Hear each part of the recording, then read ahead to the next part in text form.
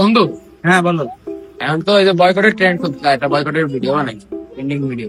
চলো চলো।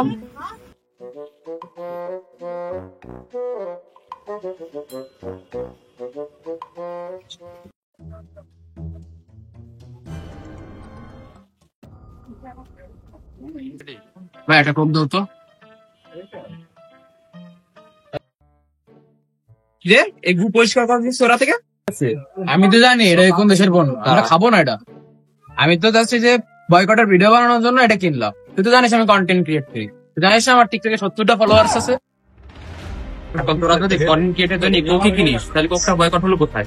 এই টাকা তো সেই জানোয়ারদের হাতে চলে যাচ্ছে, এই টাকা দিয়ে তো হত্যাকাণ্ড চালিয়ে যাবে, তার লাভটা হলো আসলেই তো এ কখনো ভেবে দেখি নেই। ভাই আপনি আপনার কোক রাখেন। ভাই তুমি যদি ওই দেশের পণ্য বেচো তো তোমার দোকান হবে বয়কট। আগে থেকে যেখানে থাকবে তো সেখানে বয়কট। ভাই আমি আমার ভুল বুঝতে পারছি। তাহলে যেহেতু অনেক গরম পড়ছে চলো আমরা মোজো খাই। আরে বন্ধু, মজা তো নেওয়া যাবে না, ওরা ফিলিস্তিনদের টাকা দেওয়ার কথা বলে টাকা দেয় না। বয়কট যদি করতেই হয় করতে হবে নীরবে, পণ্য ত্যাগ করে কিনে নয়। বন্ধু বিশ্ব মানবতা আজকে কোথায়? ফিলিস্তিনে এত এত নিষ্পাপ শিশু মারা যাচ্ছে, বড় বড় মুসলিম কান্ট্রি গুলো সব চুপ করে আছে। আর এই এই কাহিনী যদি আমেরিকা বা ইংল্যান্ডের মতো দেশে হতো কেউ এরকম চুপ করে থাকতে পারতো? এখানে তো আমাদের কিছু করার নেই, আমাদের এখন কি করার আছে, আমরা কিছু করতে পারবো না। তাহলে আসো আমরা আমাদের জায়গা থেকে ওই দেশের পণ্য বয়কট করতে পারি, আমরা আন্দোলনের দায়িত্ব পারি। ভাই ভাই ভাই একটা খবর পাইছি ভাই, ভাই একটা খবর পাইছি। আইসিস দেরি করে এমনিও, তারপরে এমনিও তোর কোনো ভিডিও ভাই ভাই ভাই মারি না ভাই, একটা খবর আছে ভাই, খবর আছে ভাই, খবর আছে।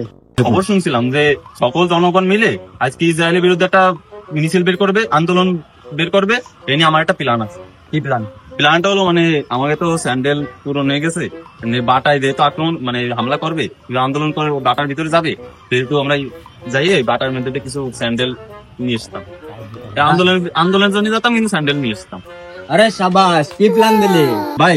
প্ল্যানটা তো বানাইছি ঠিক আছে, এখন কথা হচ্ছে 10 জনের নিজে পড়ার জন্য আর 10 জনের বেচার জন্য। আরে সেই চল তাহলে প্ল্যানটা সাকসেস করে আসি। চলেন ভাই চল।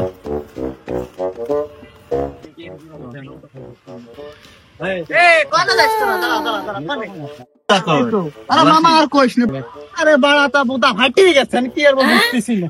চল তোর একটা উপহার আছে। কি কইস বোদা কোনে? চল দেখ। ফ্রি ফিলিস্তিন, ফ্রি ফিলিস্তিন, ফ্রি ফিলিস্তিন, ফ্রি ফিলিস্তিন, ফ্রি ফিলিস্তিন, ফ্রি ফিলিস্তিন। তোমরা কিসের আন্দোলন করতেছো? আন্দোলন কেমনে হয়? আন্দোলন করতে হবে, আমরা ইসরায়েলের কোনো পণ্যই রাখবো না, ইসরায়েলের যত পণ্য আছে সব ভাঙচুর করে ফেলা দেবো। ভাই ঠিক ঠিক বলছেন ভাই, কিন্তু ভাই আমরা তো একটা শান্তিপূর্ণ আন্দোলন করতে চাচ্ছিলাম। আরে তো শান্তিপূর্ণ, চল চল চলো।